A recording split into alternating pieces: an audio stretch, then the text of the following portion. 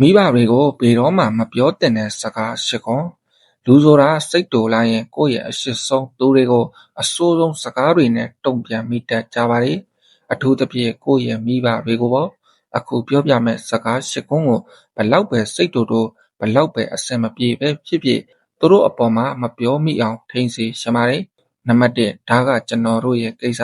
အဖေတို့အမေတို့နဲ့မဆိုင်ပါဘူး။သူတို့ကကိုယ့်ကိုစိတ်မချလို့မေးတာပါမဆိုင်ဘူးလို့ပြောလိုက်တာဟာသူတို့ရဲ့စေတနာကိုရိုက်ရှာလိုက်သလိုပါပဲ။နံပါတ်2အဖေတို့အမေတို့ကဘာတီးလို့လဲ။ဟုတ်ပါတယ်သူတို့ကခင်နှောက်ကြနေရင်နေပါလိမ့်မယ်။ဒါပေမဲ့လူလောကရဲ့အတွေ့အကြုံမှာတော့သူတို့ကကျွန်တော်တို့တဲ့အများကြီးအဝေးကြီးကိုမြင်နိုင်ပါတယ်။နံပါတ်3ဘလို့များမွေးလာခဲ့တာလေ။ဒါကတော့တကယ်ကိုမှအနာကျင်စေဆုံးသောစကားပါပဲ။ကိုဖြစ်ရှင်တာမဖြစ်ရတိုင်းသူတို့ကိုတွားပြီးအပြစ်ပုံချနေတာဟာအယံကိုမှရက်စက်ရာရောက်ပါတယ်။နံပါတ်4သူများရဲ့မိဘတွေနဲ့ရှင်ကြည်ပါဦး။ကိုယ့်ရဲ့မိဘကသူတို့တတ်နိုင်တဲ့အင်အားနဲ့ကိုယ့်ကိုအကောင်းဆုံးထောက်ပံ့ခဲ့တာပါ။သူများကိုအားကြပြီးကိုယ့်ရဲ့မိဘကိုတွားပြီးနိုင်ရှင်နေတာဟာသူတို့ရဲ့ပေးဆပ်မှုကိုစော်ကားလိုက်တာပါပဲ။နံပါတ်5ကျွန်တော်တို့အတွက်ဘာလုပ်ပေးဖို့လို့လဲ။ကိုကိုဒီအရွယ်ထိကြမ်းကြမ်းမာမာလူလားမြောက်အောင်ကျွေးမွေးခဲ့တာနဲ့နေ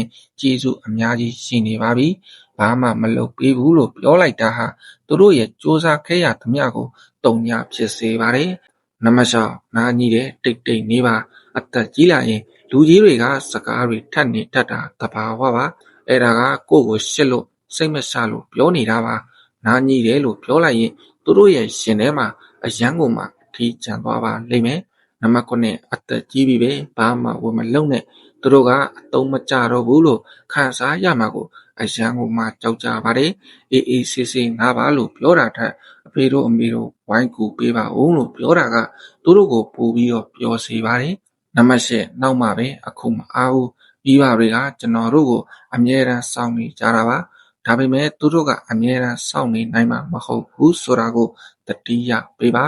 ကျွန်တော်တို့အားတဲ့အချိန်မှာသူတို့ကရှိမနေတော့ရင်အဲ့ဒီနောက်မှဆိုတဲ့စကားဟာတစ်သလုံးနောင်တဖြစ်သွားပါလိမ့်မယ်ဒီစကားလေးတွေကိုဆင်ခြင်ပြီးကိုယ့်ရဲ့မိဘကိုအရှိန်ရှိကနွေ့နွေ့ထွေးထွေးဆက်ဆံကြပါလို့မေတ္တာစကားလေးပြောပါရစေ